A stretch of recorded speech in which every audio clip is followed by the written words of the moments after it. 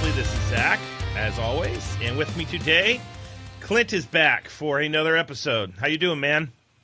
Doing fantastic, buddy. How about yourself?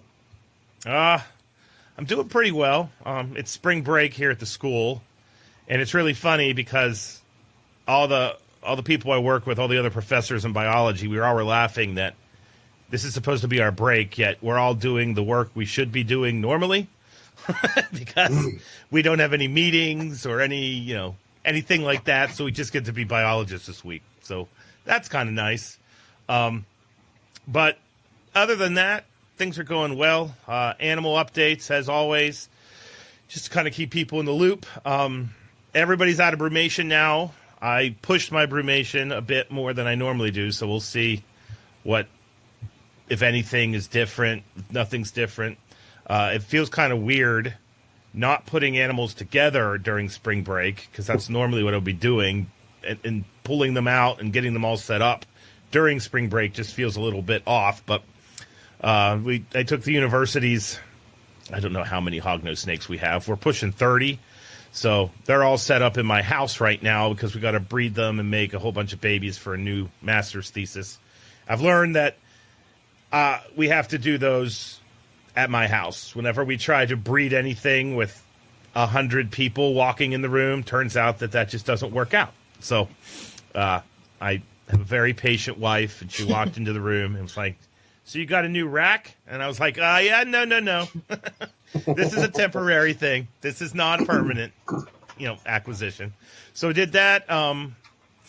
And my false water cobras, which is what I guess I'm known for, if I'm known for anything in herpetoculture. We had our first one have its pre-lay shed, and then one of the ones in my office here with me right now, she's going into her pre-lay shed. So we're going to likely have water cobra eggs on the ground, or false water cobra eggs on the ground by end of the month, early April. So that's kind of exciting. And then the only other update for me is I was invited by Phil and Roy with Project Herpetoculture to come on to their show and be a guest. So it was like role reversal, which is kind of cool. And I kind of feel like that episode went down kind of like a fever dream. They asked me a couple questions. You have to go to the podcast to listen to see what the questions were, but they were things that I have thought about maybe for the past 5 years and haven't really ever had an outlet. And of course, when I finally have an outlet, it's being recorded for the entire world to hear. So I have no idea what I said. I just know that they jumped up and down on a couple nerves I have in a good way. And I was like, oh yeah, here we go. And then I was done. And when I was driving home, because I come up to school to record, I remember thinking, what the hell did I do? What is going to be in this? This is going to be interesting. So yeah, that's what's up with me. But what's up with you? Oh, it's been excuse me, been an interesting couple weeks. We've got our first couple clutches of eggs on the ground. Actually. Nice. Priscina, green bush rat snakes. Oh, cool.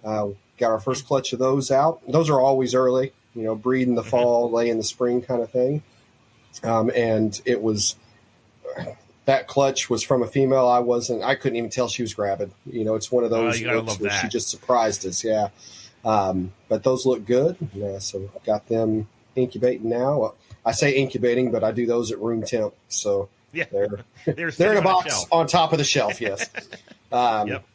We have had ball pythons starting to lay as well. I'll tell you a funny thing that I wanted to share, and it just so happened to have happened today. It's completely irrelevant, but I just think our listeners will get a kick out of it. So I did something today I never thought I would do. I got a message from a friend of mine, and their employer had taken a trailer down to Bradenton, Florida. They had hauled a car down there, unloaded, hung out for a few days, loaded up, came back. Whenever they were unloading their trailer here, they found in a knoll, a green anole, right? Okay. Green anole, brown anole. Yeah. And so she messages me because they wanted me to ship it back to Florida. This little green single baby and all. And so I told him, I go, so I can. It's going to cost you about $65 in shipping and everything. And that's about a 99-cent animal kind of thing. I'm sure I could find somebody who would love to take care of it. No, we want to make sure it gets back home. So today I shipped a single solitary anole from Indiana back home to Florida. Oh, there you go. It's one of the things you just never know what the retail environment's going to bring you, and that's what it was. Well, so it's pretty interesting. That is one lucky anole. That's what I said. But like you, we've got everything up, and everything's warmed, so we're getting everything back in the feeding routines, and we're kind of figuring out what those routines need to be now. We're up to 6 different rooms of snakes, including the nursery. And so we're figuring out, do we feed everything same day? Do we break that down into chunks? There's certain animals, instead of feeding once a week, we want to get them on a 5-day rotation, put a little extra weight on them. How are we going to maneuver that? So this is our first season, obviously, in the new facility and under the new banner here. And so figuring out what we want that to look like. And I'll tell you, something else we've been doing quite a bit is presentations at local schools. Oh, that's awesome. It is. And it feels so great to do it. And you start with one, and then you come home, and within 2 days, you've got emails from 4 more because they've seen it on social media, and it continues to grow. The only downside is it's amazing the 1 to 2 hours of your day that you lose doing that, how far behind that puts you on everything else. It puts you so much further than 2 hours behind. The feels on that one. So we're wrestling with that. Yeah. But it's been a great time. I mean, we're getting to share the hobby with so many kids, and through the store, families. I mean, so many families, first time reptile keepers coming in and falling in love with these different animals, and it's been it hits you right in the feel goods, Oh yeah, it gets you right in the heart. So, yep, absolutely. So it's a lot of stress. It's a lot of running around and a lot of not feeling like you're going to catch your breath, but at the end of the day, you feel good doing it. So I so know that's really been our all last about couple that. Weeks. Absolutely. Yep. But that's go ahead. When I was in college, my summer job, I worked at a nature center, and I don't know how many snake talks I gave when I was in that nature. I know there was 1 week where just in 1 week I gave 30, because I just wanted to see if I could do it. And it was the busiest week in the park, and there were people just rolling in. And I was like, well, I can either sit in the corner. This is before the internet. This is before smartphones. Oh, we had the internet. I guess it wasn't that bad. But you didn't have it in your hand everywhere you went. But no, I mean, you're right. My favorite's when you get the kid to light up like a Christmas tree. And then because the kids lit up like the Christmas tree, the parents are like, damn it. We have to kind of like these things because we like little Johnny, and little Johnny's like the hook to get them to segue over. And then once you convert one of those two, it's all over at that point. And then boom, they're probably not killing snakes anymore, or at least they're going to say good things about snakes, and that leads to what we all want in the end, which is people just not to hurt these animals that we love so much. So I'll tell you what, you telling me you did 30 in a week? Good. Gosh, man, that's that was my only job, though. I didn't have to take care of the entire job.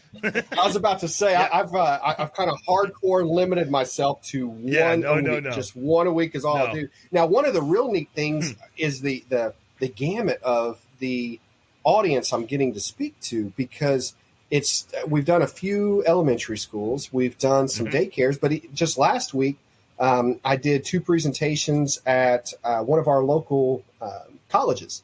For their for their bioscience class or bio whatever it was, and so it's getting to kind of adjust from, this snake is from this area and it likes to eat this, to getting to talk about the genetics and color mutations and, all this with the adults and seeing, but you're still seeing their eyes light up just as well.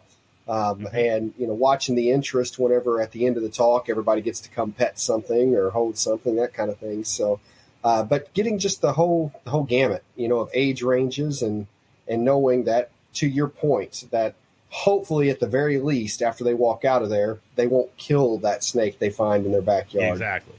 So I think that's an excellent point there. Yep. All righty. So are we ready to jump in? I'm ready to roll. All right, cool. So our guest tonight is April Linkfield. April has a Facebook page and a website called How Snake Morphs. Is it howsnakemorphs.com? Yeah. Mm-hmm. All right, cool. And a lot of people wonder about the name of the podcast. With the name of the podcast, we're not Colubrid Radio. We're Colubrid and Colubroid Radio. And I'm real excited about tonight's episode because we get to honor that colubroid part of our name. April is a specialist in Lamprophiid snakes, and just a really quick nerdy breakdown on that. Lamprophiids are a family of snakes that are more closely related to cobras and mambas than they actually are to our North American rat snakes and milk snakes and what we would think of as a traditional colubrid. But historically speaking, until some molecular data came back that really kind of drove home we've got this wrong when it comes to African snakes, they were glumped into the dumpster fire that was Colubrid back in the 70s, 80s, and early 90s. So when it comes to taxa that April maintains, we covered this before the show, and it's pretty much if it's an African Lamprophiid and it's in herpetoculture, April's pretty much working with it. And so among those snakes, without question, the ones that are most abundant are the house snakes. And we have two genera here, Lamprophiis and Boaedon. Boaedon used to be Lamprophiis, but then they got split away. And these two genera encompass the house snakes collectively. And so we had a listener reach out through Instagram, I think it was, and said, yo, we want a house snake episode. So we couldn't think of anybody better to have on the show than April. So April, welcome to the show. Thank you for coming on. Thanks, guys. It's an honor to be here. All righty. So one thing that is blissfully apparent, or is going to become blissfully apparent if you're listening to this, is that, A, Clint has not kept house snakes before in any kind of numbers, so he doesn't have much experience with this group. And then I consider house snakes, Boaedon, not the Auroras. There are two snakes that everybody talks about that are so easy to keep that thoroughly thrashed my ass and just completely took any ego I had away from me. And one of those were, of course, the house snakes. So this is going to be an episode that I'm going to be listening to because I'm going to do a redemption tour with these things at some point in my life. But I got a whole bunch of them. They wouldn't eat. Then one would eat. Then one would eat. Then it died. And I was just like, okay, I'm done. Like, I can't do this. I gave them to one of my former students, Alec. And then he took the damn things. They ate immediately. And then they bred for him like 2 months later. And now he has 20 to 30 of these, and I think he said that they bred again this year. So, yeah. So I should not be talking about this group. So, April, if you wouldn't mind just introducing the listeners to some of the more common species that are available in herpetoculture today, just kind of like a quick breakdown of what they might find if they go to the local show, get online, all that jazz. Well, I guess the first one I would probably bring up is going to be your black house snake. They are very commonly imported from Africa. A lot of times they do come in parasitized. A lot of times they do have these kind of problems. It's partially why it's so important to breed them in captivity, because those parasites that they can come in with, I think that's something that a lot of keepers don't really realize, because the colubrid type snakes don't typically come in with the same kind of problems as the African Lamprophiid type snakes do. And different care entirely. Like African snakes, have a much higher heat requirements than, say, your colubrids do. So a lot of times I think people get them mixed up. Just from the generalizations and not having a strong education base in what they are, and how to take care of them in that sense. So yeah, definitely black house snakes definitely are very common at shows and things of that nature, even though they're not always like commonly available captive born. The Togo stripe, same exact situation.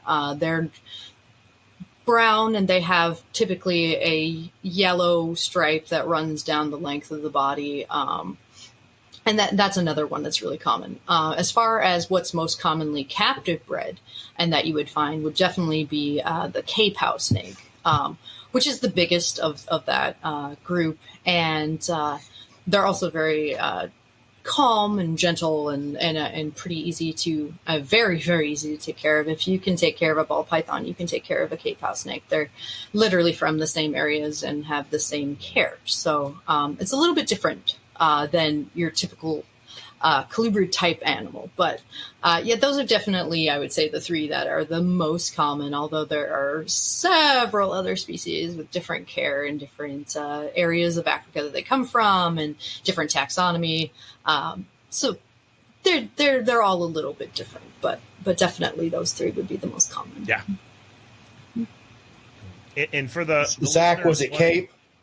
Was it Cape that you had? Yeah, I don't think it was Cape, because she said that you had to have a heartbeat to keep those alive. And I would like to that's what I was going to say, because it was when she said if you could keep a ball python, you could keep them. I was like, please, Zach, tell me it was Cape that you had. Well, so, I don't Capes being from South Africa, in my heart of hearts, I'm going to say it was. Aren't necessarily imported anymore.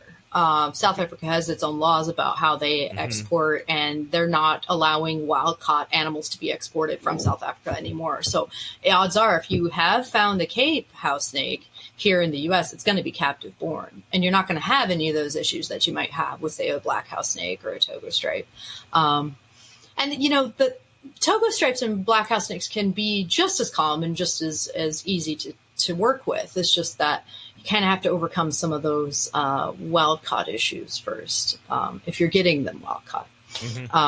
And it is definitely gotten more popular over the last, I would say, 5 years, especially, to have captive breeders of them, especially as the more were made available from overseas and got into the U.S. I think that definitely helped get a little bit more exposure for them, for sure.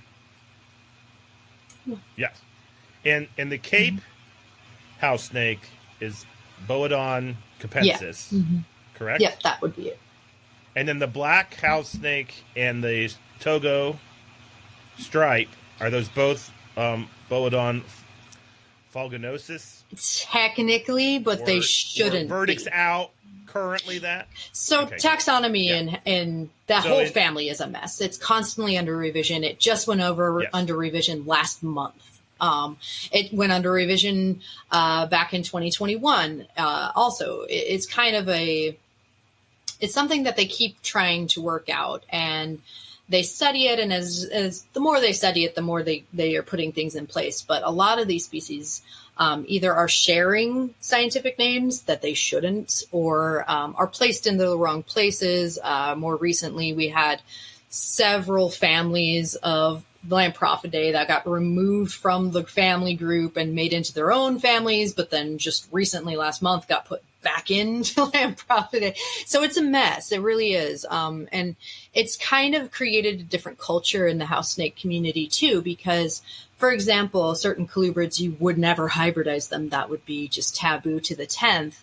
Whereas in house snakes, because the taxonomy is constantly moving around, a lot of things that originally weren't considered hybrids are now considered hybrids, and they were, purebred or what have you for a long time. For example, the buttermorph, which is gorgeous, neon yellow with green tinges. It's beautiful.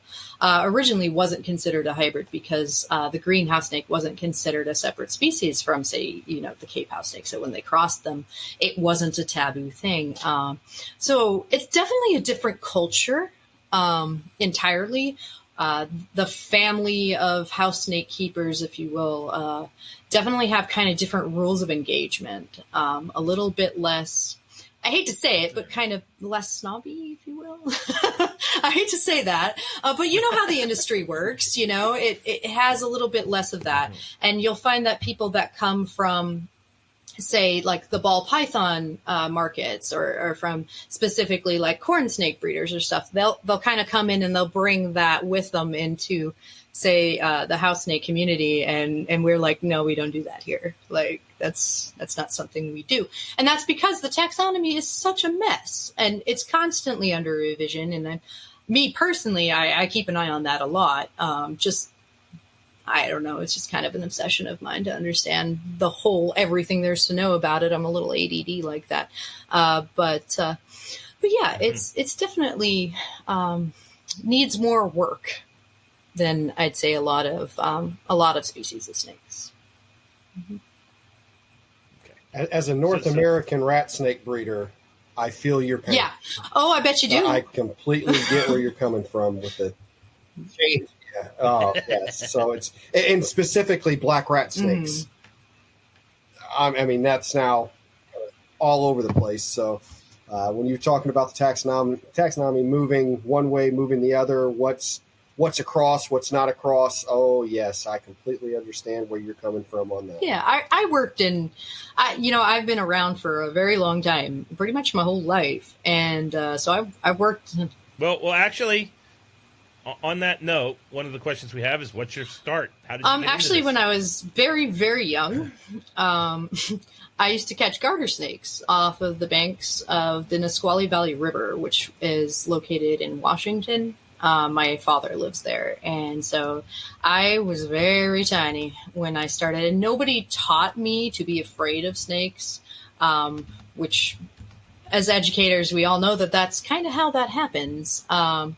People are afraid of snakes because they're taught to be. So I didn't experience that. I wasn't taught that, if you will. So it was always a part of my life, even when I was really young. I did end up going to college, and I did end up, studying a few things: veterinary medicine, human services psychology, a few things that kind of helped me develop to what I am now. But it was kind of always the plan to just breed snakes for a living. And it came to fruition. Originally, I did breed ball pythons and corn snakes, and I even bred Burmese pythons for a short period of time there, and before they were made illegal and all that, which was lame. But we won't get into that. But yeah, so like I kind of do have a pretty well-rounded background in other reptiles too. But the house snake was the first snake that I actually, the black house snake specifically, created a project line for, where I bred towards a specific trait over several generations to create something that I couldn't find. And I still, to this day, cannot find a specific species that lives in a restricted area that pretty much nobody has ever really been able to get a hold of, that I fell in love with, which was Boaedon olificus, which is a gorgeous blue green snake with bright red eyes. And I've always wanted one, but I never could get one. So I bred black house snakes to make them look like it. And now it's its own project line, which is, I think it's pretty cool, just to create something out of nothing there. But yeah. Yeah, so long time. So is that? I'm sorry? Is that what kind of moved you to colubrids as a whole? I mean, it sounds like you had a pretty broad kind of spectrum there. What brought it so focused? Focused it down to colubrids, and then I guess specifically house snakes. I've always had the house snakes. It's just kind of I didn't think at first that I could support a family on just specifically house snakes.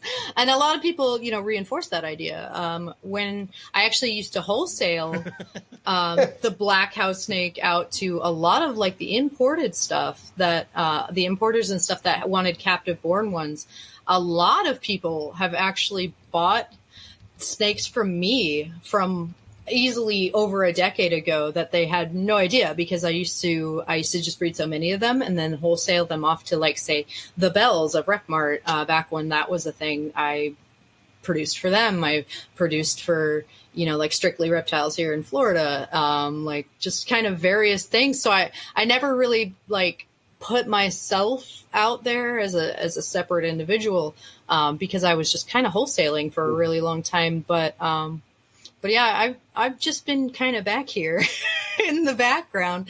And it wasn't really until about 5 years ago that I really was like on my own and just kind of decided to go into that retail market as I built a collection of morphs and things. And I probably do have, and I don't mean to boast or nothing, but I probably do have the most diverse collection of house snakes in the world.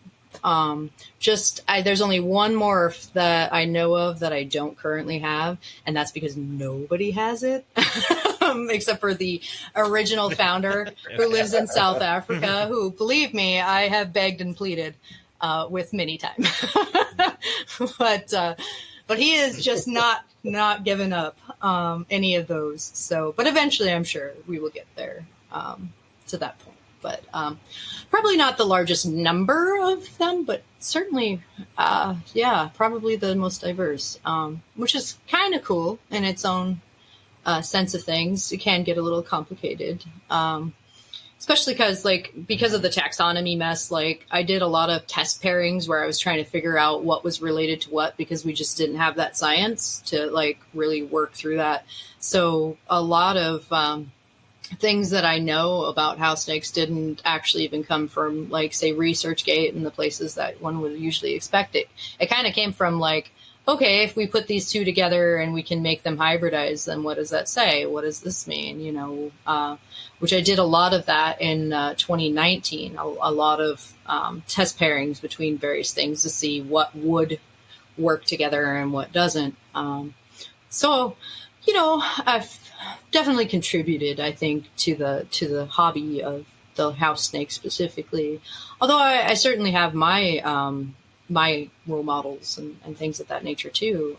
One of my favorite people of house snakes is Rolf Dennison of Ultimate Exotics. He's in South Africa, and he's kind of one of my mentors, and I've always had an enormous amount of respect for him. Nicole and Warren Klein also came from South Africa, and I have a lot of respect for them. We unfortunately had a falling out, but not to say that they didn't have a significant influence over me specifically. So yeah, I'm definitely not the only one. I get that a lot, like, like the only person or whatever. It's just that I think because the others are in Africa, it's a little bit harder to get a hold of them. Yeah. But yeah. So, what does your collection look like now? Well, obviously, we're focusing on the house snakes for the episode, but you rattled off quite a few species that kind of have, I guess the best way to say it is niche followings, and I actually have a couple of critters you mentioned. I view them the opposite of how I view house snakes. I've had success with them, but just if you wouldn't mind letting us all know, like, numbers in the collection, and then what species you have in your boy. Well, last time I actually took the count of the numbers in the collection, there was 456. But that fluctuates a lot, especially during like hatching seasons. So like on a hatching season, if I have like all of the baby racks full, I could have up to almost 1,000. So it's definitely a larger collection than a standard hobbyist. But you got to keep in mind, I support my entire household on just breeding snakes. So you kind of do have to have a few at that point. Let me think. I have 48 breeding females of file snake. specifically the cross-eye file snake. I don't work in the Cape. There's reasons for that, but I do enjoy the cross-eye file snake a lot. I have 6 and only 6 Egyptian false cobra females that I work through. They're actually a good bit more venomous than people realize. A lot of can we talk about those Sure. for 1 second? So one thing that's really funny is they're false cobras. And the snake that is my favorite is the false water totally cobra. different animal. And and it's really kind of, I don't know what the word is because I don't want to sound snotty either, but you'll be on, those groups, and the false water cobra community is wonderful. Like, they're very inviting.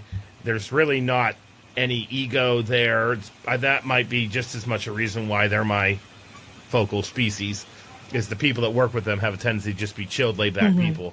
But every month or two in our 2 Facebook groups, someone will go like, look at this morph I got, and it's a false Egyptian false cobra. And they usually are like holding it in their hand, and somebody invariably says like, put that down. That could end badly.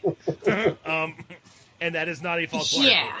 So here's things to know about the EFC, which is a Lamprophiid snake. First of all, if you are handling an EFC, that's a problem. EFCs need to be kept at about 115 degrees. They are desert animals. They cannot handle being cold for very long. They will get respiratory infections very quickly. They will get all sorts of lacrimal duct problems. If you're handling it and it's being calm, that is because it is too cold. People should not be handling EFC. I'm not trying to rag on anybody. I'm just sharing what I know from breeding them. It's just not something that you want to do. 2, the venom is a lot stronger than what you will Google. An EFC's venom will unmake your day. And I can say from experience, because I was one of those more cocky people that thought, oh, it's a rear fang, no big deal. Yeah, it's a big deal. We're talking full system evacuate from both ends, if you get what I'm saying. Stomach cramps, swelling to the nearest joint, severe, like fever-like symptoms. I wasn't hospitalized, but I think for some people it may have been prudent. They have very, very large back fangs. The rear fang is actually quite mobile and it's very big. So it's not like it has to chew on you in order to get to you. In fact, how it ended up getting me was, and another neat thing about them is they're den animals. They live together, they're communal, in the wild, which not a lot of snakes are that way. And they will protect each other.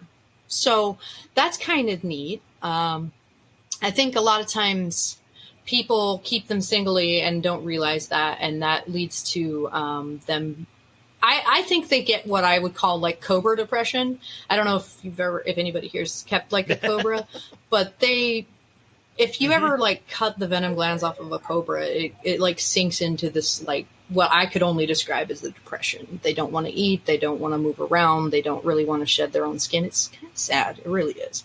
And I find the same with like EFC. So I think that EFCs really need a lot more of a following that's more dedicated to what they really need. And I think a lot of people get into EFC because they're trying to actually get into false water cobra, which is a very cool snake. I have nothing but love for the false water cobra. It's not in my particular niche. Good. So I haven't kept them myself.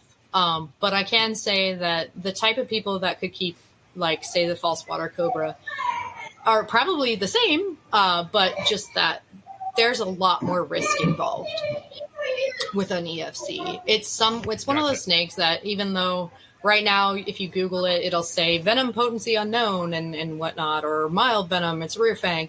That has not been the case for every EFC owner that I've known that has actually been tagged by one.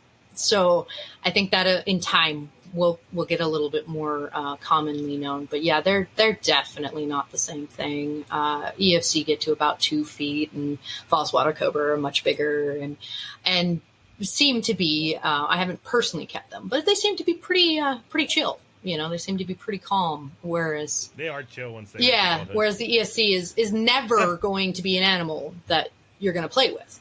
It's you watch me from the behind the glass, but you don't mess with them. It's sure, definitely different. And so what other species do you have? I work in the cross-eye file snake. That's really a pretty cool one. I have several generations now of the cross-eye file snake. I have 2 lines that I've bred towards different colors. I have a pink line that has gotten rather fuchsia in this very, relatively short span of time. Whoa. Who's that? And then Not sure. And then I have a purple line, which I've bred to be darker. I also took in a black one that was a wild caught file snake that had black everything, black scales, black everything, black tongue. So I assume it's probably some form of exanthism or something of that nature, which I was able to breed after a lot of medical intervention for parasites and things of that nature.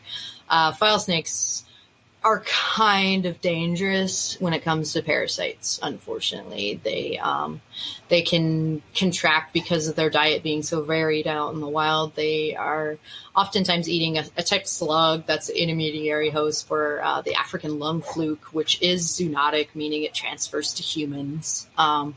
Ew. And the treatment for that is actually fairly dangerous to the snake. It's kind of one of those things where it's like this will kill the fluke and this will kill the snake. It's very close. And then even then you have kind of another problem with it, which is where, so say you were able to administer the oral medication.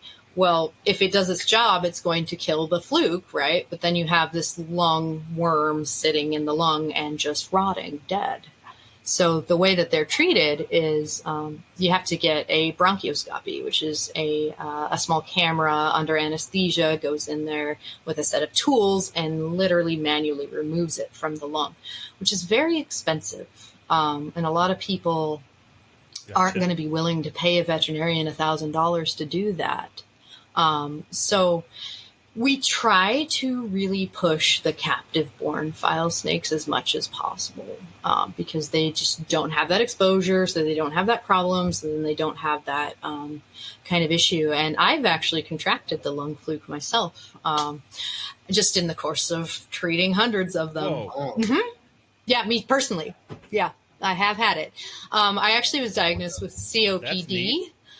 So no doctor here in the United States is going to go, let's test for an African lungworm. So yeah, it was an interesting experience for sure because I had caught it. No commercially commonly done antiparasitic, like your Panicure and your Flagyl and whatnot, do not touch this parasite. So even when people bring them in and they shotgun treat them with it, it doesn't touch it at all. It literally has to be done with an entirely separate medication. Praziquantel is the treatment of choice for flukes, but it is very, very temperamental, like I explained earlier. So I had caught it, and I had developed a cough and some fatigue and whatnot. Eventually, because I have veterinary training, I ran a fecal on myself. And that is how I found out that I had contracted it. So for a few months, I thought I had COPD when in reality I was actually parasitized. And that's kind of why I tend to spread that information with people, is because it wasn't really until I was coughing blood that I realized that something was very wrong there. And I don't blame the doctor, obviously, for not knowing that. That was definitely my fault. But it took some doing.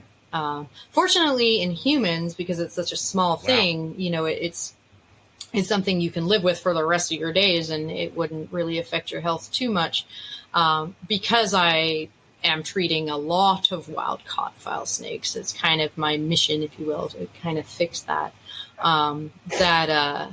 I definitely had some exposure somewhere there, and I got it. But not everyone comes in with it, obviously.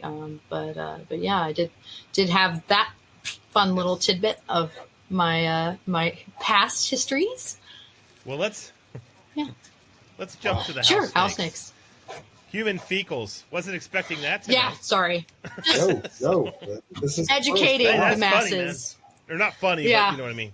And then I can hear Mr. Most. So this is for you, Matt, because I know you're going to listen. We do not, and I'm not like going against what you said, April, but make sure you take your snakes to the veterinarian. We do not want people cowboy veterinarian in their basement with drugs they buy off the internet. It won't work either. By all means, I mean, it really. Yeah, the vet. Yeah, is needed, it really does require. They have to remove the damn fluke. That to happen. So.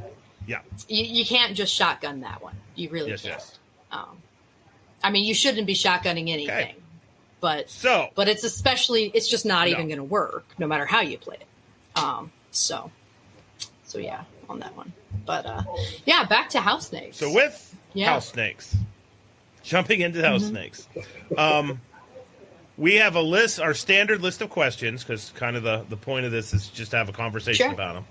So let's first lead off with enclosure designs. And keep in mind, obviously, April is a breeder. And some of you have no intentions of breeding. You just have pets. So when it comes to the way breeders maintain their animals versus keepers, it can be a little bit different. And so, April, when you give your kind of spiel as to how to keep things, if you could kind of talk to those two audiences, that would be fantastic. Certainly. But enclosures, what do you keep your Boaedon in from the time they hatch until they reach adulthood? So I obviously work with vision racks. I love them. They're it's easy. They're modular. I actually am the type that likes enrichment.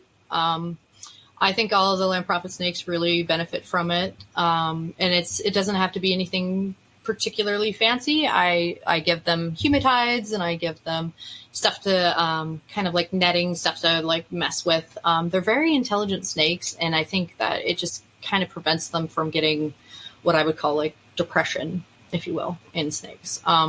So I know of many ways that it is done, and I definitely do not there's no hate on any method. I know people that keep them in bioactive enclosures that are huge and lots of everything to do.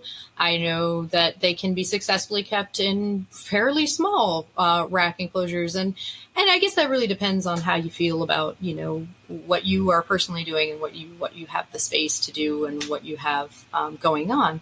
Obviously, I do keep mine in racks. My hatchlings, because they are so tiny, very, very, very tiny, smaller than your corn snake hatchling, very, very small, are kept in basically a kind of like a black bento box. It's about, 11 inches long and about 7 inches wide and about 4 inches tall. But that does, have a moss hide, a water bowl that has a hide underneath. And I keep everything on cocoa chip. I just love it. It's so diverse. I can do anything across every species I work in, except for the EFC, because it's just a little too humid for that. But yeah, and just, standard kind of, if you've worked in other snakes, water bowl, hide, the standard setup. It's not hard, especially for Cape Enzas, because they're so forgiving. They make a great first snake. Like I said, if you've kept a ball, you can keep a Cape easily. And Capes are the ones with all of the morphs. So if you're getting one that's colored and pretty, it's going to be a Cape or a hybrid of a Cape and something else. So yeah, that's kind of where it starts. You can go as big as you want. Most of my adults are in either V35, which is this guy right back here, or V70 if it's a particularly like for females and stuff.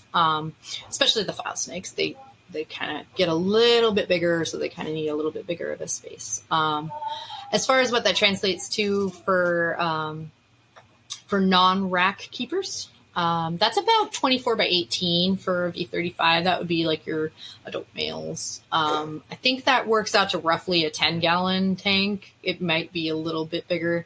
I'm not really sure with fish tanks. Unfortunately, it's just been a really long time since I've had any to really like work that math out.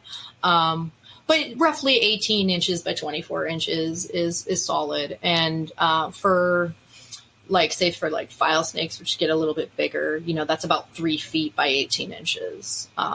So not terribly large of enclosure space, pretty standard for like colubrid type animals, pretty standard for that. Heating is definitely different. So they're African, basically, the standard African kind of temps. You want about 88, 90 on one side, and basically whatever it falls to on the other side is going to work out. Especially if you're keeping your room at room temp, then you're going to be like roughly 80 on one side and like roughly 90 on the other, and that'll be great. They're not very temperamental about that. Black house snakes specifically tend to be a little bit more fussy about their humidity than any other species I've worked in.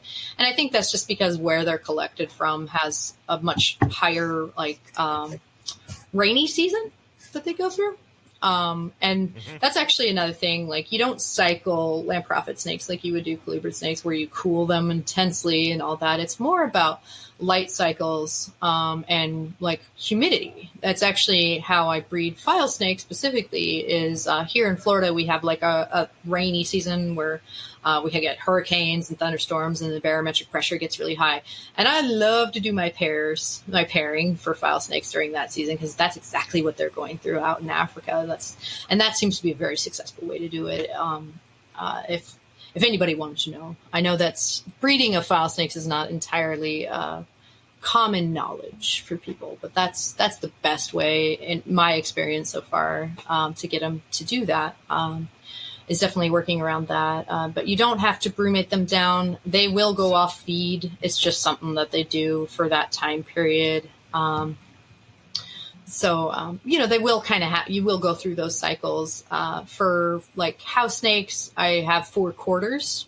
So every 4 months I breed a different whole rack. And that's actually because I have a little bit of a difficulty finding red hot newborn pinky mice, which I need for the babies, because they're so tiny.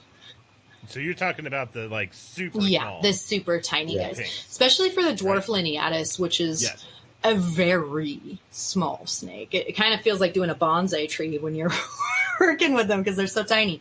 They're like literally like 2 grams. Like, it's a very, very small animal. So you kind of have to work around what you have for rodents for that. And because I don't breed my own rodents myself, at least at this point in time, I do intend to later, but it's just a lot of work. And I just really would rather use the space for my own snake projects than trying to dedicate that much space for rodents. So I kind of have to work with the available resources of rodents for that. And so I breed house snakes quarterly and file snakes and everybody else on a yearly cycle. So that way I have house snakes year round, and I do tend to run out of file snakes pretty quick as soon as they're hatched. So we're going to circle back to breeding in a second, because I want to hammer that with the house snakes particularly. But with the enclosure, so substrate wise, you mentioned the cocoa chip. Is this a thick layer or just a layer? Like, do they use the substrate as a refugia where they burrow down into it, or is it more of a we're just putting substrate there and they're kind of on top of it and they defecate and you spot? Yeah, it's kind of more of a you spot clean and all of that. File snakes tend to like to hide in whatever you can give them to hide in. House snakes will be out and greet you, which is pretty cool. I found a lot of times that my house snakes will be in their humid hides, which is basically just that same box I was telling you about the babies. I also use those, and I fill them with sphagnum moss, and kind of cut a hole in the side and put those in the adult enclosures, and they love being in there too. So you'll find them kind of in various places depending on what they need. And that's exactly how it should be, obviously. I mean, you want them to have the ability to thermoregulate and do as they please. I love Cocoa Chip. It's really easy to clean. If they knock over their water bowls or something, they're not really sitting in it because it's so thatched that they're kind of sitting on top of it, which is really nice. And it doesn't mold as easily as other things. For file snakes, it's absolutely imperative that they're not really kept on anything dusty. Every time that I've been called out to deal with a medical issue with a file snake that wasn't directly parasite related, it was because they were being kept on, say, aspen shaving, something with a lot of dust to it. And they have these enormous nostrils that collect that. And then, they get lacrimal duct infections and things of that nature. But house snakes specifically aren't really prone to that as much. But black house snakes can be because of their higher, humidity needs than, say, others. And I'm not knocking on anybody that keeps their black house snakes on wood shavings. I know that that's done. I don't find that they're as vibrant. I don't find that they have a gorgeous blue shine to them. And that tends to go away when they're kept drier. And I just think that all of those things kind of in conjunction kind of lead to the concept that maybe it's a superior method for me, at least as a professional breeder, to keep them that way. But yeah. Cool. This right here, this is the kind of information that is just fantastic to hear, because this is not the kind of thing that you're going to hear in any scientific book. You're not going to read it out there. This is from hands-on, daily observations, on keeping. So that was an excellent piece there. Well, thank you. I didn't know that. That's something I would have really thought about. So that was very interesting, April. Thank you. Of course. Yeah. And when it comes to stuff in the tub, in the vivarium, I take it like cork flats and cork tubes. Oh, sure. PVC tubes. Yeah. I'm not hearing that they're very picky. So as long as they have something to hide in, or do they like hides that where they can kind of squish themselves? Yeah, in? they prefer to be tightly like a lot of snakes bound, just like other snakes do. I give them a range of options, and what's really interesting, I think, about Lamprophiid snakes specifically too, is that a lot of them are individuals. Like when I used to work with corn snakes, it was kind of always the same personality, if you will, whereas house snakes can all be different. And then I noticed that certain personalities run in lines too. Just from several generations worth of breeding, I've noticed that, some lines tend to be kind of more flighty and get away from you. Some lines tend to be even as babies, where they're just going to want to sit and wrap in your fingers and just be like ball python, I'm just sitting here. So temperament is also something that we specifically breed towards. In Lamprophiid snakes, at least in my own collection, because it does seem to have some sort of component that passes on, which is, I think, pretty cool. They're a very smart snake. Yeah, no, that's very cool. Compared to some of the ones that I've worked in.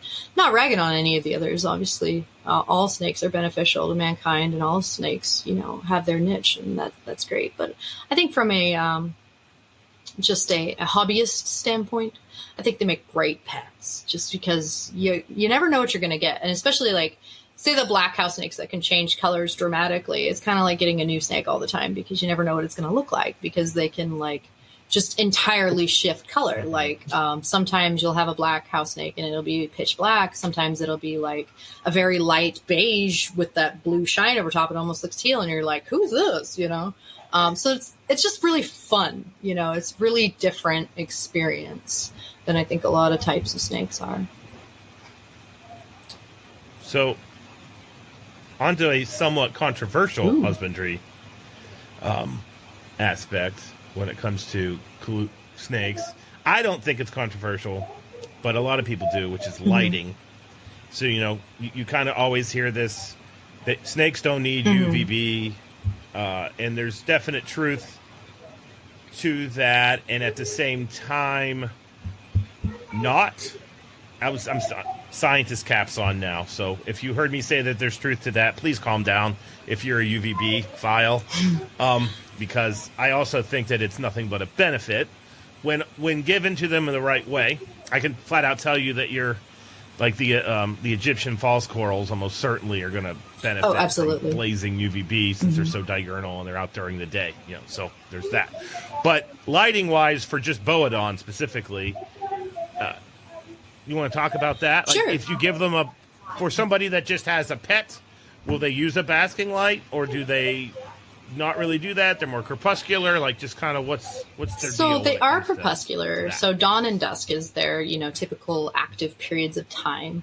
That means that they're not going to be out getting a lot of that blazing sun. As far as, like, say, your Cape house snake, specifically house snakes, other Lamprophiids are more diurnal, so that would be a separate conversation. Like you mentioned, the EFC, I definitely keep UVB on my EFC, but I do not keep UVB on my house snakes. One, honestly, it's kind of tricky. Heat lamps in general, I tend to be a little bit wary of because I've seen a lot of fires that are caused by them. And that makes me nervous. Just, seeing people's whole collections just die and stuff. It's just utterly heartbreaking for me. To just even know that exists. And so that for one is a little bit tricky, just the heat lamp concept. As far as do I think they benefit from it, I think that's going to be very species specific. And I'm going to put on the science cap here too. I am a woman of science. I love research. That's my religion almost is, the scientific method. And I think a lot of people have strong feelings one way or another on that, and they are totally entitled to that. But I think if we're going to change the hearts and minds of people to go one way or another, we really just don't have the science. And what I mean by that is, for example, there was recently a thing about how ball pythons need UVB because their brain changes when they're kept in racks and all this. And when I go to look for the references for that, all of the references are referencing studies that are done on very limited animals that are not ball pythons. So, for example, a lot of those studies were done on, say, corn snakes. Corn snakes are diurnal. They're out during the day. They have evolved to be able to use those resources. We don't really get to apply that to a separate species that's going to live in termite mounds its entire life and never really be exposed to the open sunlight like that. You know what I mean? I just feel like in order for us to really come to a solid conclusion on one way or the other, and I like I said, I'm kind of a both on this. We really need a more scientific background than what we currently have. Because right now what we have is just a conglomerate mush of various different species, of various different researches, studies that don't really have a very large sample size if you really look into them. And it's just not the solid level of science that we need to really say one way or another. But I think that's what my lab's for. But and that's what we're doing at West Liberty. Is just. But that. I think that, and what's been very interesting, if we're going to attach it to any species, we should keep some things in mind about that species. For example, like the ball python thing. Is it likely that they absolutely need UVB? Well, do they live where they're going to get exposed to it? It's kind of a logical conclusion. But the thing with the ball pythons is they do live where the UVB is. You're right. I mean, they will come out that way. The whole termite mound argument has kind of been disproven in the scientific community. Right. When you put transmitters in ball pythons and you track them around, you find out that they are actually out of the mound. Some of the time, for sure. They're chasing a thermal window. So they're out in the morning and they're out in the evening. Right. And then during the day, they're in the mound, and then that's when the collectors are collecting them. Right. Which is why we get they're only in the termite mound, conversation all the time. Right. And I don't mean to no. discrediting what you're saying. I'm just simply saying that I'm just using that as an example for various things. Yeah. But the problem is when people take that, and this is where we're totally in alignment, and they see one or two videos of a ball python up in a tree, which they do, because there's thousands of them across Africa. You're going to have individual variation, like what you're talking about, and you will occasionally find a ball python up in a tree. But when you find a single ball python up in a tree and it makes its way onto YouTube, that doesn't mean that we now have to keep them like they're freaking Spoloides, which is like living in the canopy of the jungle. I just think one of the issues with herpetoculture is we go to these extremes. We have limited observation, like what you're saying, and then we go to a complete dogma shift. Yeah.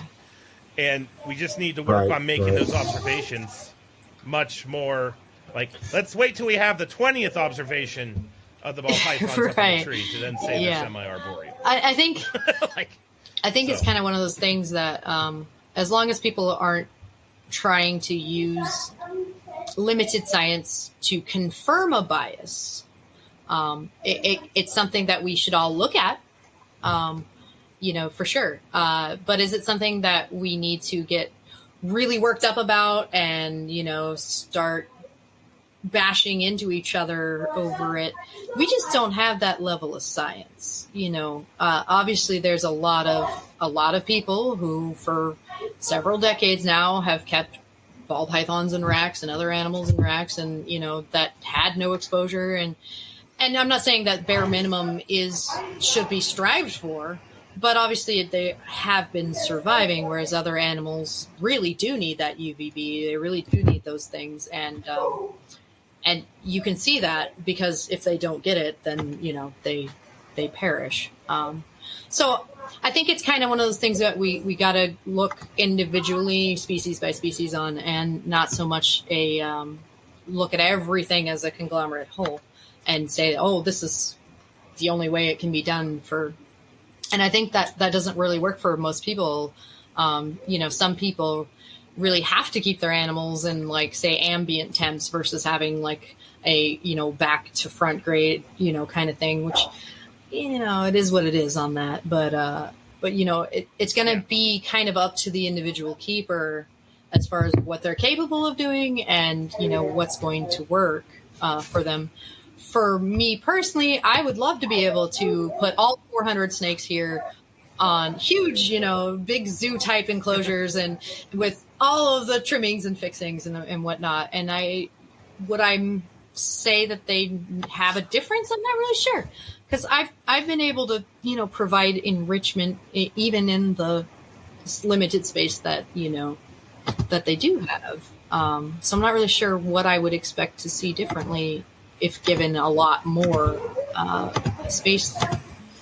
But it's definitely an interesting question. Cool. Mm-hmm. Definitely. Yeah. So let's segue to breeding.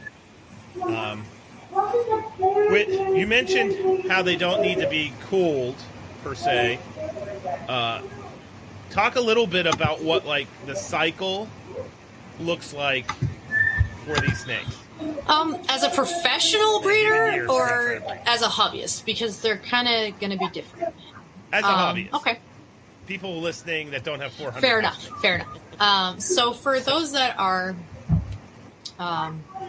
maybe not having to keep as intensive track of everything to create as much production as, say, someone like me is required to do, if you're not supporting a household, then it's a little bit easier. So as far as breeding goes, there's really not too terrible much that you need to do to get house snakes to breed. It's kind of one of their things that they're known for, is being prolific. They're not as prolific as people will try to tell you. They're not going to clutch 6 times on you.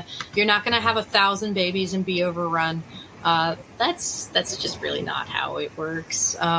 You read a lot of that. You'll see that on Google. I think that's a lot of regurgitation, not necessarily the truth. If that was the case, I could make a lot more than I do. But it's more like they will clutch maybe 2 to 3 times. And the more that they clutch, you don't actually want that. And that's because they will have tiny babies. And one thing that is really unique about house snakes, just another one of those things that comes with experience that I'll just share with you guys. You really don't want to breed them early. You really want to be patient. I have found that when you breed a female at a younger age, she will have smaller babies for the rest of her life, even when she gets bigger.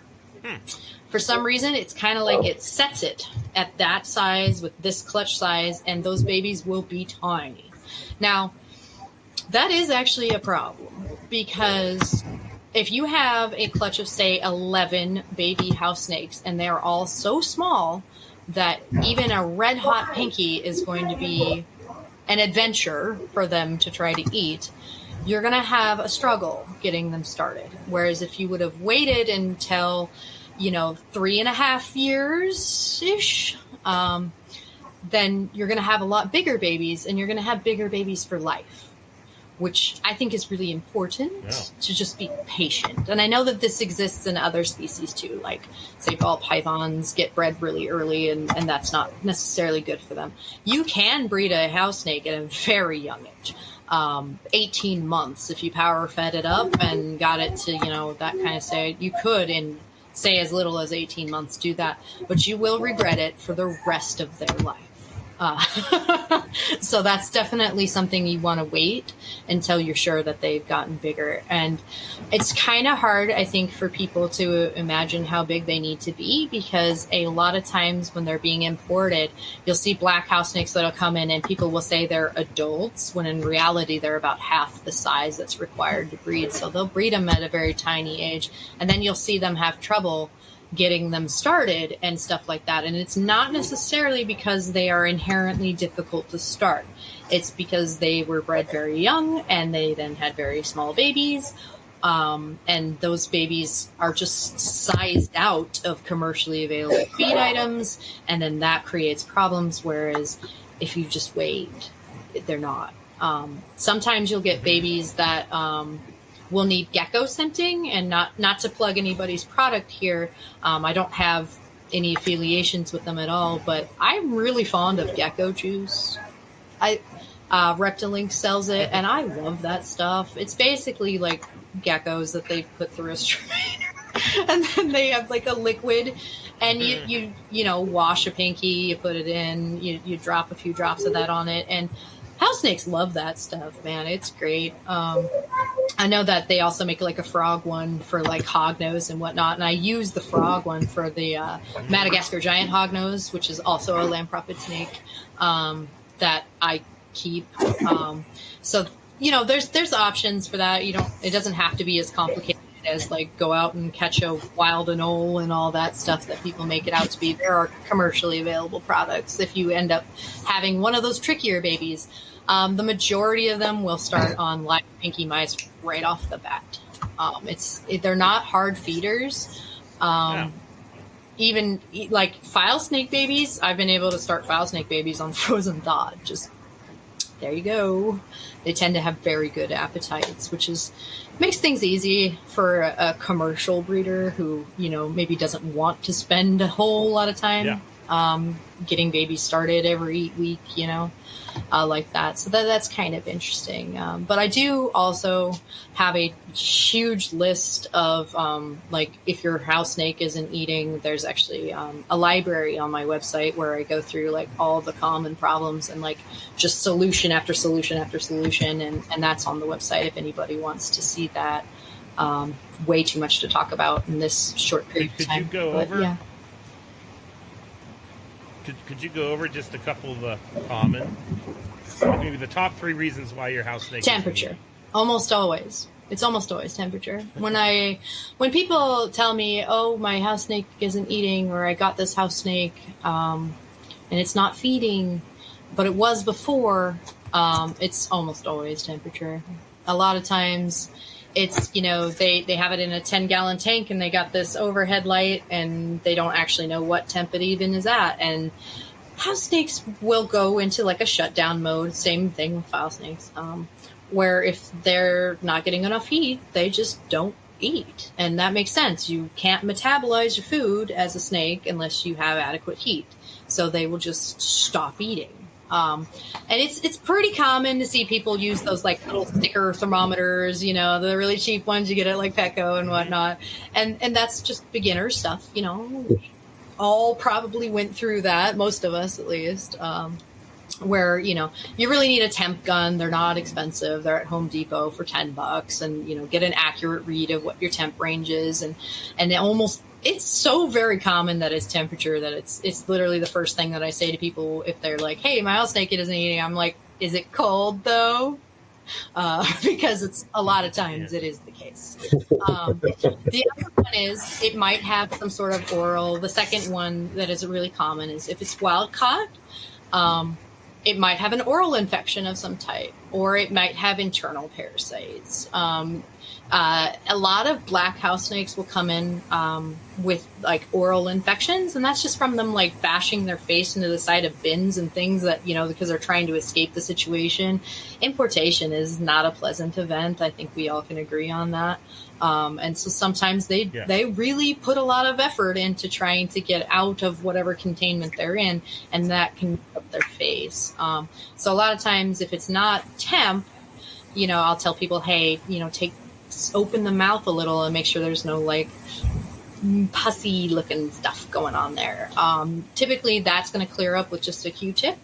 I know it's kind of wild, but a lot of times if you just remove, the pus, that's from that, they'll heal up on its own. Sometimes it needs, an antibiotic shot. I know everybody says Baytril. Baytril's been, kind of getting overused, and it's getting a little bit more difficult. It's getting a little more resistant to that, but that is one method that people use to treat that. So a lot of times it's that. I mean, you wouldn't want to eat if your mouth was all messed up and you had bugs chewing on your insides either. So it's a lot of times it's one of those things.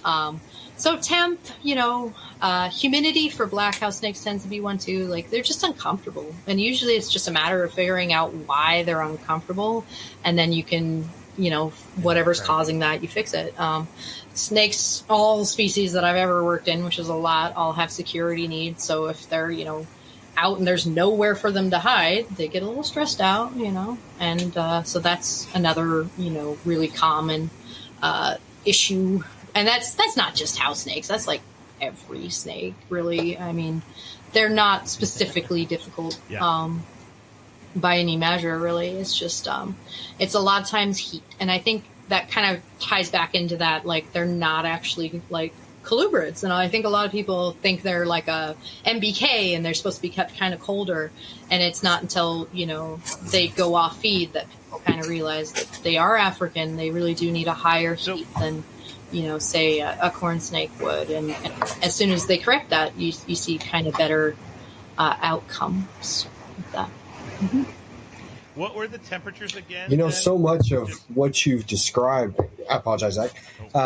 You said earlier when we started, you said, if you can keep a ball python, you can keep a house snake. And the more you've described their care, it's like they are ball pythons. Yeah, I mean, kind of is. From the temperature, the humidity, even as you're talking about some of the ways to get babies to feed, it's bump the temperature, check your humidity, make sure that they feel secure, which like with a ball python, that means put them in something smaller, that type of thing. It's like so much of what you're saying. It's wow, these really are the colubroid version of a ball python in terms of care. So it's really neat. Yeah, they definitely are. It's basically, think of it like a ball python in a corn snake body. It's basically the same. Genetics wise, it's a little different. They're pretty much all either locality or recessive for the genes. That's it's a little more complicated than that, but as a basic, a general idea, they're more like corn snakes in that way, where pretty much all of the morphs are going to be recessive. But yeah, it's very African. It's very African. If you can keep African snakes, that's what they are. Just that's what it all boils down to, is very African. So once you've cycled and you introduce the male to the female, are these animals that have to acclimate before they actually start mating, or is it that kind of classic? It's so for some, it's very immediate. I'll have males that will go off feed, and that's kind of how I know that we're there. They'll just kind of go off feed, and you'll find male house snakes will do this really funny thing where they'll go around their bins and they'll just kind of, or they'll do it to themselves. They'll rub on themselves in circles like this. And for lack of a better term, they're just horny. And that's kind of a way that you can just, I mean, for lack of a better term, and so a lot of times how you break a male that's doing that is you just put him in with something and let him get it out of his system. It's really true though. So they're very good breeders. It's never been really a problem of except for hybridization. But I could go over that. That's actually fairly easy too. It's more of a just bait and switch situation with hybrids. But they're good breeders. There's not really a lot of trouble getting them to do it, except for Mentalis, Boaedon mentalis, which is the Namibian bug-eyed house snake. They're very violent breeders. It's kind of typically, if there's not blood involved, it probably didn't get done with those guys. So definitely a more advanced house snake, not the level of Cape house snake where beginners are going to be into it. And you're not going to even get a hold of a Mentalis unless you're fairly deep into the house snake community, because they're very rare and they're hard to make. So, but yeah, that's one exception. But other than that, they're not cannibalistic. They're not going to eat each other, but they can really go at it. Especially some males will be breeding for days. And there's been times where I've had to physically remove males from their, the whole rack of males from the other room where they could smell the females, because they will do that until they have lost so much weight that it's become concerning. And then, so breeding wise, they're easy to breed. They are prone to, the females can be prone to issues. Egg binding, I will say, has been a definite problem with obese capes. If your female is overweight, and you'll know, because they're kind of chonky, you'll know, if they've gotten a little too big, because they won't look like how they should. But that's definitely a problem. Egg binding will definitely be a problem if your females are gotten overweight. You will run into that, and it is more often than not fatal, which really, really sucks. But that's kind of a thing you have to pay attention to in house snakes, which you would not necessarily need to worry about in other types of snakes. They definitely seem to have a higher incidence of egg binding than other types of snakes do when the females are a little more overweight, unfortunately. So obesity is a problem in house snakes, and they actually do have diabetes too, which is interesting. It's funny. I don't think we actually talked about feeding somehow. So when it comes to food, is it mice, chicks, all of the above, none of the above? How frequent? For most of the years of my keeping of house snakes, which I'm pushing 2 decades now, so that's a long time, I kept them on exclusively mice, just mice. As I was able to get more reach over in Africa, where I was able to kind of join in certain groups where there would be wild sightings, and that's very exciting for me. I found that they were able to eat a lot bigger than one would think, and they have a lot more diversity of diet over there than you would think. And I've been able to feed them things like chicks, that sort of stuff. You certainly can, but from my experience, it's not necessary. It's not a mandatory thing. They can live on mice their entire lives. And I actually did just not too long ago have to put down one that was 17 years old, who was raised on exclusively mice the whole time. And that's a fairly good age.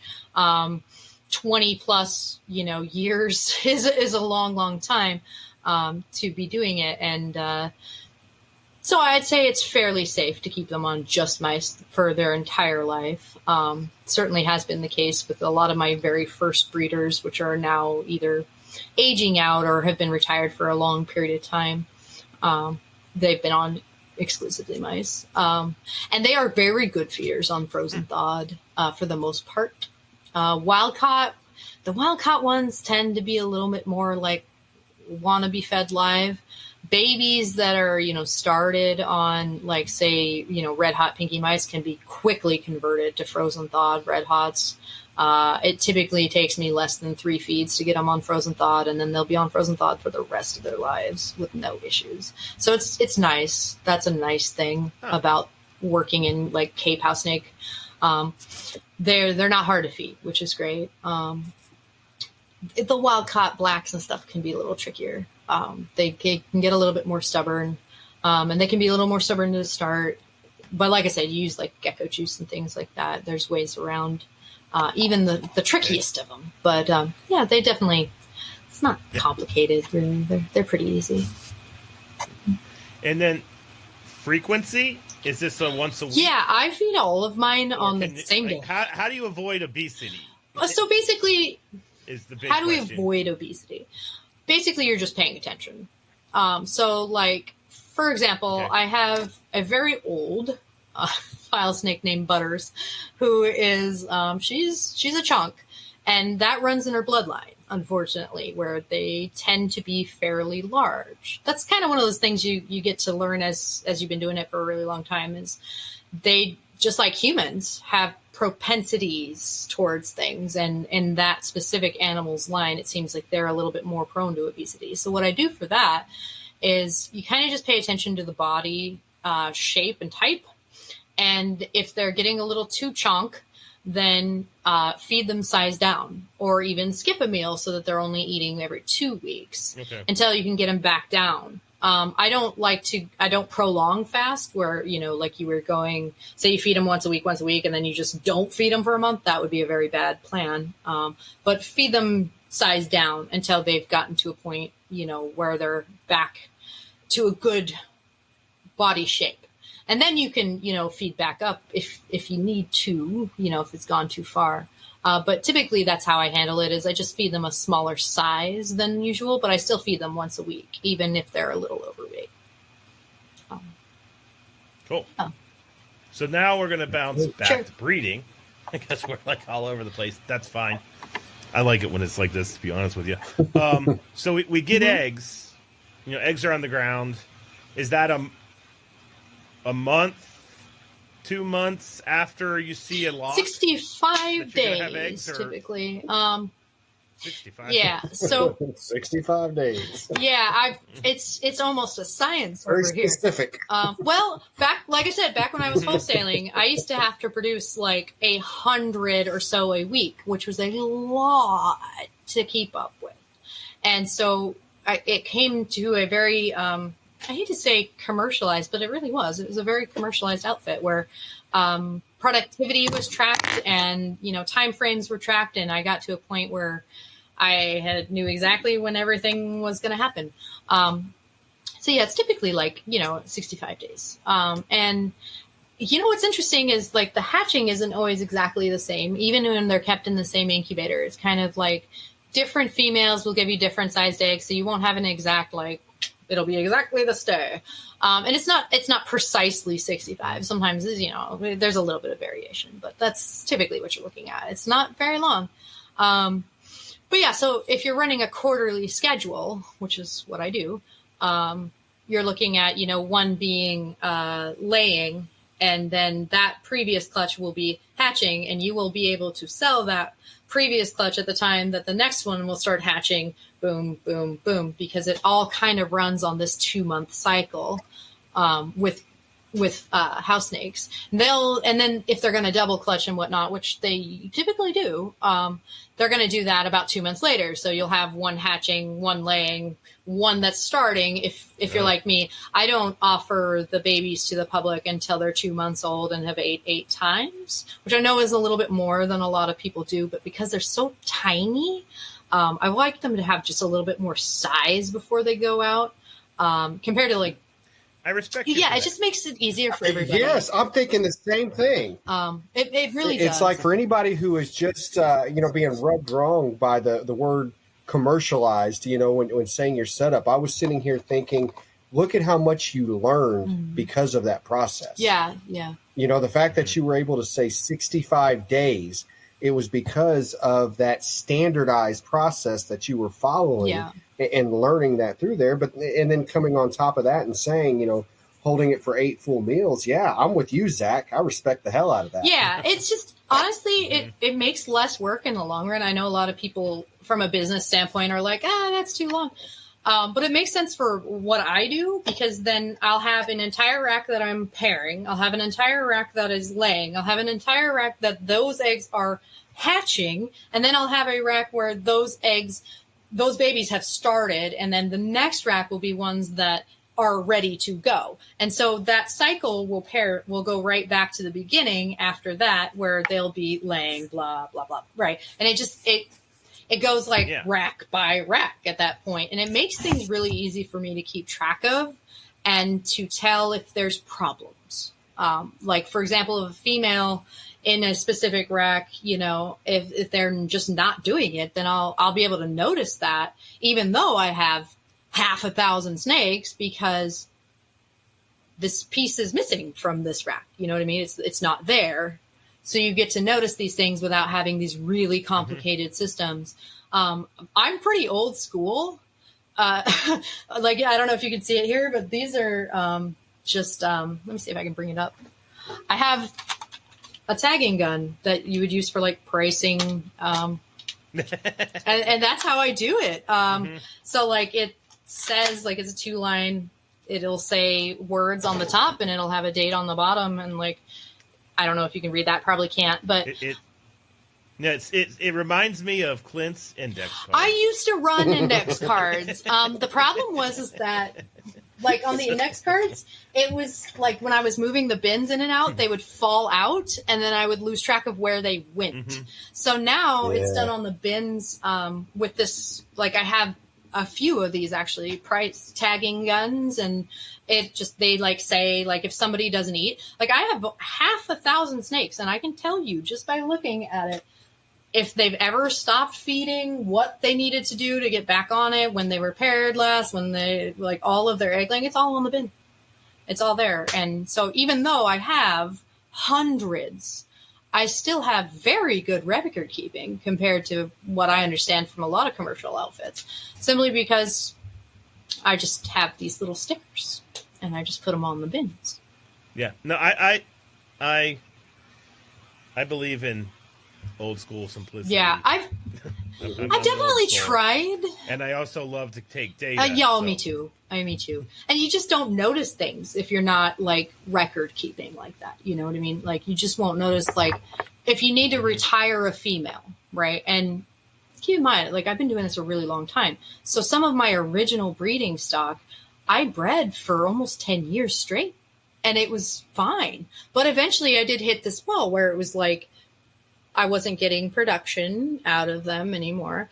And I do retire my females. They do live with me the rest of their lives. Like, I'm not that guy that's like, oh, I bred you to the point where now you're not producing anymore. Let me sell you off to somebody else. And you earn your spot once you've gone through, the life. There's several in here, like this specifically, like this rack right back here is all full of breeder males that have been retired, like, that will get to relive the rest of their lives here. And, if somebody, specifically wants one for a pet or something, then I can, then I'm willing to do that, but I don't automatically just sell them. It's kind of one of those, like, they have a good life and, they put in their service and they deserve that. So, I don't always sell them, but yeah. So it's, you notice those things though. You notice those things when you keep track of things that you may not have noticed. So if you need to replace, say you're doing a commercial outfit and you need to replace a female that's not really producing, or a male that doesn't seem to be actually fertilizing the females that he's paired to, you'll notice those things when you're keeping track of records like that, whereas you just wouldn't if you weren't, it's efficient. Yeah. See, I'm also a big fan of visual simplicity is what I'll call it. Yeah. And what I do now is, speaking of the index card system, Zach, a lot of my racks are ARS racks now. So I can't prop my cards in like I would a PDC rack, kind of beside the bin. So I enhanced things this year. That's right. Big timing over here, right? First off, all my index cards, they've got their labels printed and stuck in the upper left-hand corner with the ID number, what the snake is, any morph, any of that. Well, all the males are on blue cards. All the females, right. You got it, are on pink cards. Yes. And then what I've done is all the females actually have 2 index cards because one stays on their tub all the time, and they're taped on. So that one doesn't move. The other one, it's taped on, but just with a strip across the top, because when I pair that with a male, that card gets moved down to the male's tub. Right. So whenever I'm coming in to separate a room with 90 plus tubs in it, I can quickly and easily see which male tubs has a female in it because there's a pink card next to a blue card. And I can quickly find which tubs these females go into because it's just one pink card on that tub instead of 2. Right. So it's any little thing to speed the process up, and help me from having to hunt through all these ID numbers to ensure I'm putting the proper animal back in the proper tub. And I also stole something from Matt recently, and that's Matt will take, is it masking tape? Is that the yellow tape? Matt takes masking tape and puts it across like the bottom section of his tubs, and that's where he'll write his notes throughout that season, across whenever it's shed, whenever it's bred, whenever he's put something together. And so I've started doing that because it's easier to write on that than sometimes when you're crawling down there on the bottom tub to try to write on a card, things like that.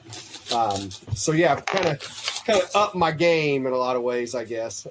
So here's another one for you cards, for IDing. I can't lose that old school index card piece. I'll show you another trick of mine for quick IDs and stuff. So my guns, right, have these little stickers on them, which are blank unless I, choose to make them into whatever. They have different colored tape. So each color corresponds to something that I'm doing with it. We're looking at green. So, and for pink. example, the green tape is stuff that I use to ID the snakes that are for sale, right? And then I have a pink tape that's for basically just like random notes. Orange tape is for breeding notes. I have yellow tape, which is for feeding notes.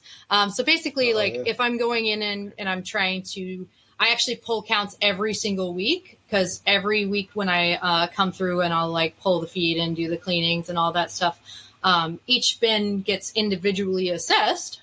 And so if say a snake's been off feed for 3, weeks, and I'm feeding them frozen thawed or something, and say it's a male and he's, all worked up, I'll put a yellow sticker on there, that will say offer something else, like offer live or offer, different, whatever it is that I think it needs to do to get him back on feed. That way, the next day when I come in to do the counts for how much frozen thawed I need to pull out or how much live I need to send to my rodent breeder to, acquire that, I have that information for every single one. And then because those stickers are there, I'll know if any of it changes too. So the next day when I come in to feed everything, I have the stickers that say what they feed on that are in white, but I'll also have yellow stickers that'll say hey, you're not doing that this week. You're going to move over to this. So there's actually 5 different colors that my guns run off of, and each one has its own gun. So that way, if I need to change something from week to week, and it's always different. It always is. It's easy. It's really easy to identify because you have different colored tape. So all you have to do is look for that color based on what you're doing. So if I'm pairing, I'll only see orange because that's the color I use for my breeding stuff. And I'll just look for the orange stickers specifically. Whereas if I'm doing feeding, I'll look for the yellow stickers specifically. And it really does keep things supremely organized. So just an idea, just another thought for you. There you go. For your systems. Love it. Yeah. And they're very cheap. The guns. Very quick. Good golly. We started talking about incubating eggs and we ended up talking about labeling. Yeah. That's my favorite thing about these podcasts. It's so organic. The You know, tangents you run out on tangent. are well worth doing, I think. But final question. Well, we have two questions. One is our standard question that we end because we're right in like that Goldilocks zone for length. Gotcha. But just real fast, egg incubation. We'll end on this. Anything special, or do they need to be at a certain temperature, like Africa temperature, 82, fine? Yeah, so I incubate at 82 and a half exactly. I have herp stats that run my incubators that go exactly 82 and a half. I know of people who literally will put like that, have an ambient temp that's just fluctuates crazy. And they'll just put them on top of the shelf and then just they kind of hang out there. That's not precise enough for me specifically because of the goals that I have to do in order to make those kind of quotas that I was telling you about. I have to have a very precise system. So for me, it doesn't work to just do that. But there are definitely people who do just throw it on a shelf and it's all good. And it does work. Me personally, it's just not precise enough for me for all the things and all the information that I like to keep track of. So yeah, incubation temp 82 and a half is kind of where it's at. I even incubate my file snakes at 82 and a half. File snakes are interesting because they have varying incubation time. I've read of one that was incubated at like 73 and it took 99 days, but they still hatched, which is kind of interesting. I think this season, I have 3 file snake clutches on the ground right now that like just hatched in the last couple of weeks. They took 77 days, but I've had them take 65. And so there's just this really wide range with file snakes for how long they incubate at, which is pretty crazy, but it depends on the temps you do it at, but they're not as hard to mess up as one might think. But just because I'm very precise, I guess what I'm saying is you don't have to be precise like I am. I have a very specific, goals that I have to meet. Whereas the common hobbyist really doesn't need to worry about it all that much, just kind of keep an eye on them, check them every now and then, make sure they're not sweating too bad, that they don't get mold, because they will mold if they're sweating too bad, just like any other species of egg. But other than that, not really. I mean, they're pretty hardy. Cool. Yeah. Pretty hardy. Mm-hmm. All righty.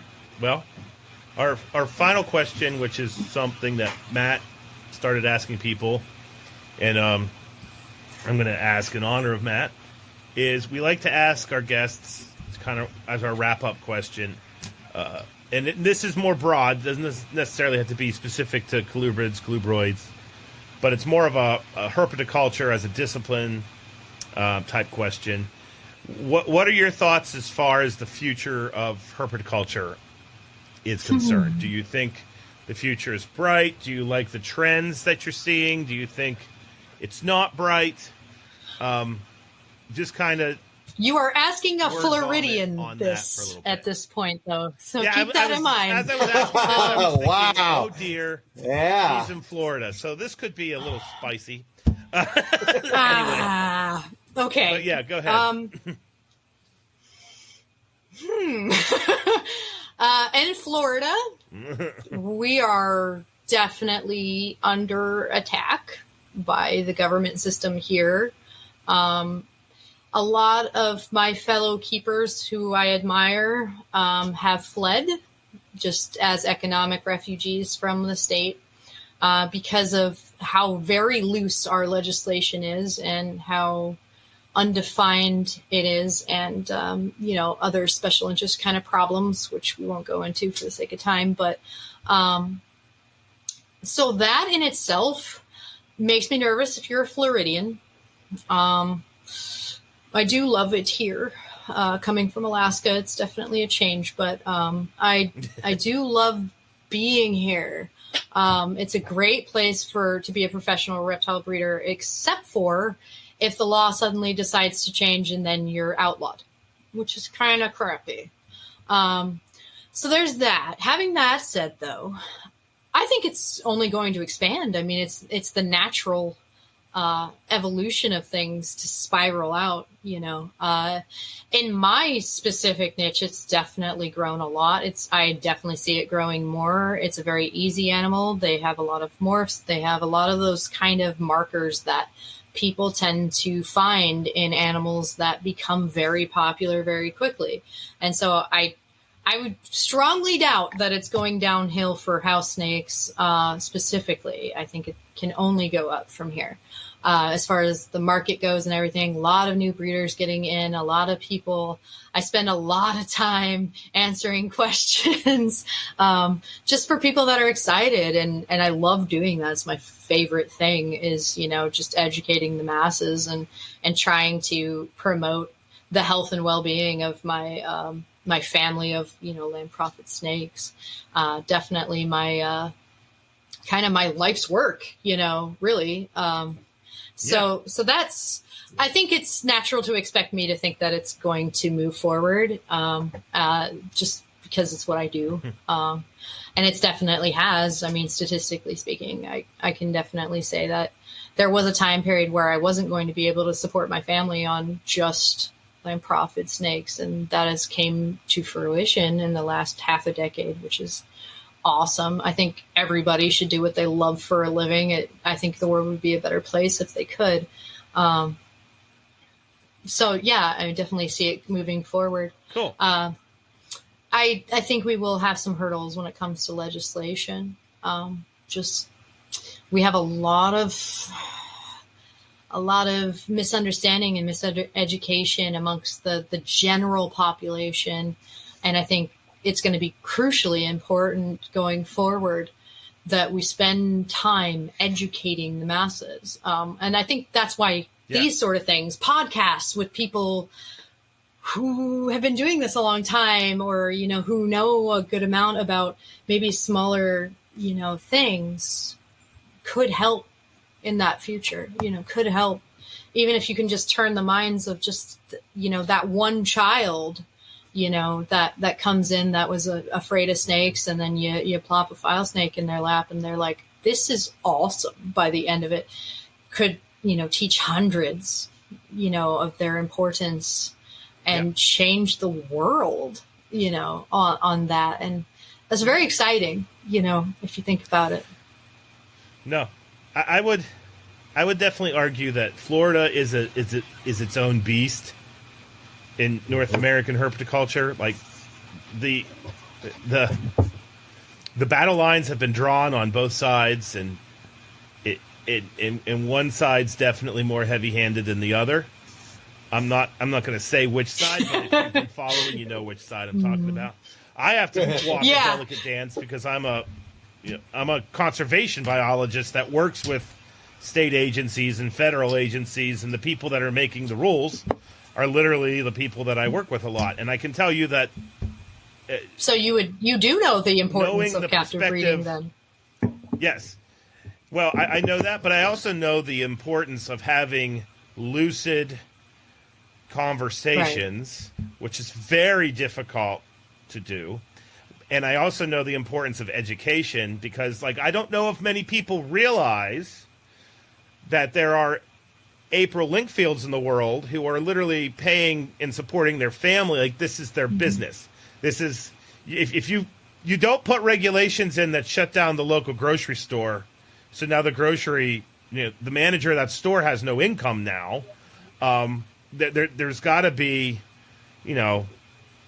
a middle ground. At the same time, when I put my conservationist cap on, there has absolutely, whether we want to admit it or not, there's been,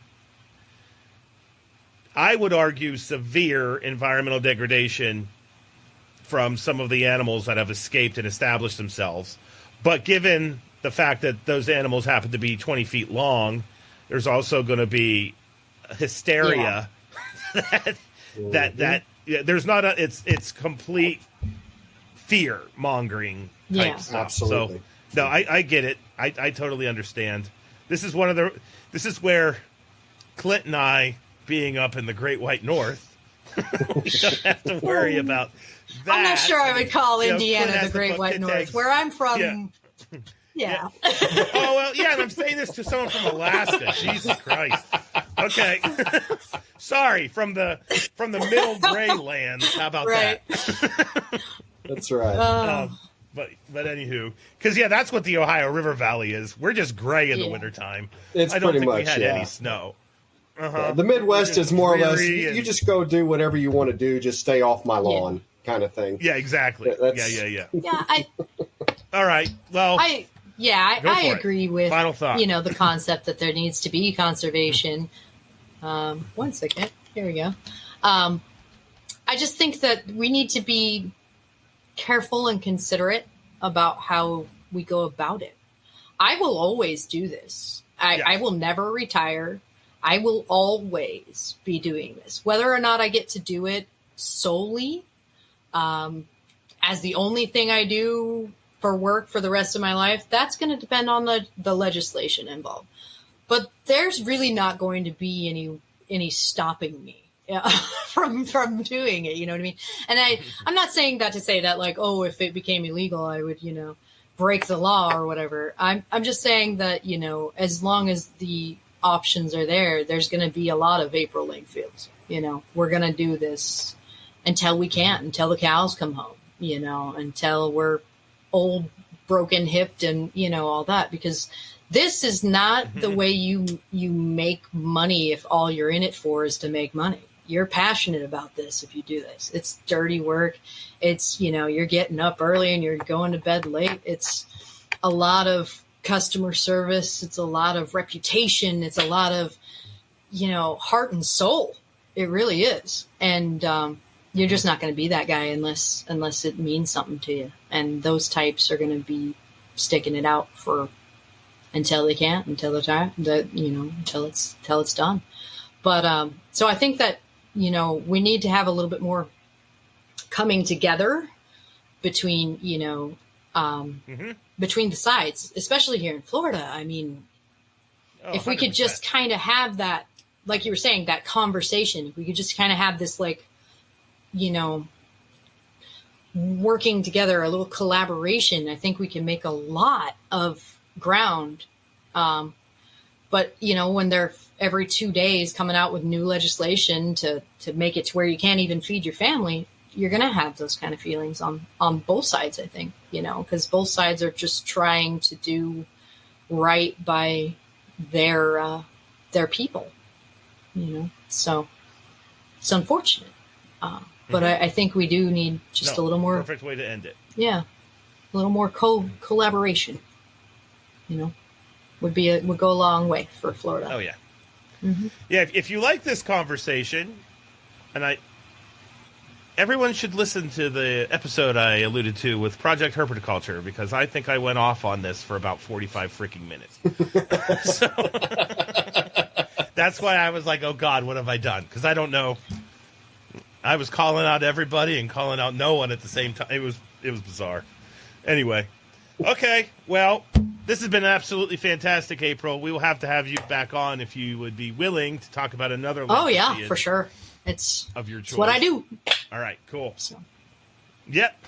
So if people want to find you, and they're now interested in house snakes, they've done their research. We don't want impulse buying because you listen to a podcast. Make sure that this is a good animal for you.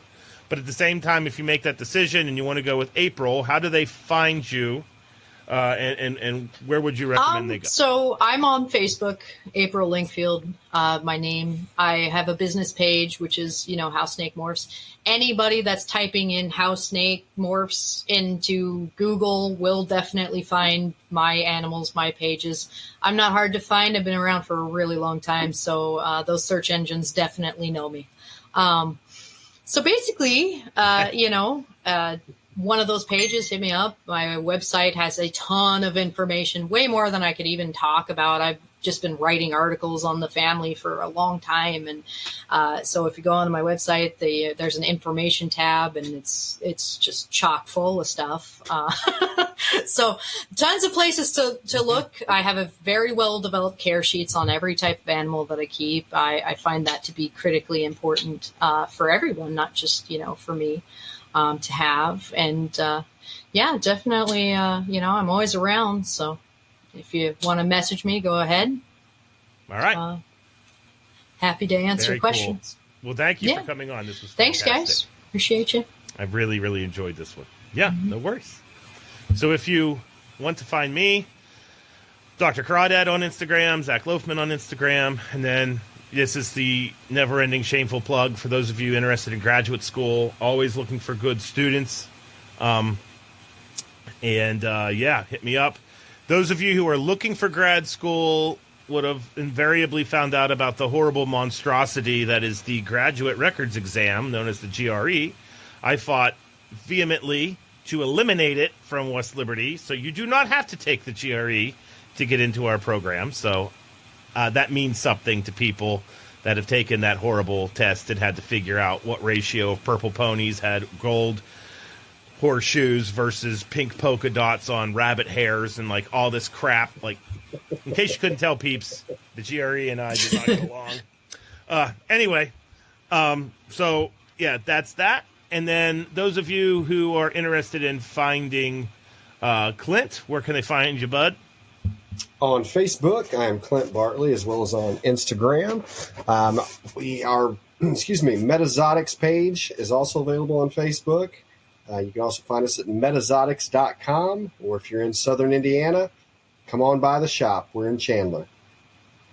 There we go. And then our good bud Matt, who isn't with us tonight, serpamitra.com, Serpamitra on Facebook and Instagram. I'm certain he's waking things up. So yeah, that is that. So whatever time of day it is that you're listening to this, hope you have a great rest of your day, night, morning, whatever. And thank you all for listening. Have a good one.